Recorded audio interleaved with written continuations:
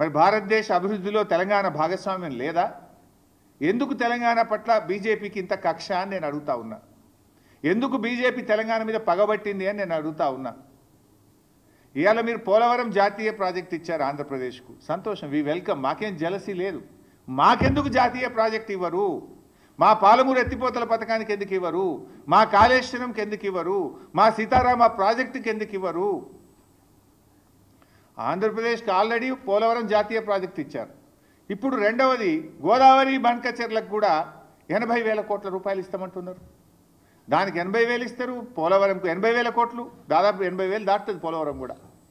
అంటే 1,60,000 కోట్ల రూపాయలు ప్రాజెక్టుల నిర్మాణానికి ఆంధ్రప్రదేశ్కు సమకూరుస్తున్నారు. అందులో ఒక పై సంబంధమన్న తెలంగాణకి ఇచ్చారా? 1%, 1,600 కోట్లని ఇచ్చారా అని అడుగుతా ఉన్నా నేను. ఇయ్యనప్పుడు 8 ఎంపీలు బీజేపీ గెలిచి ఏం ప్రయోజనం?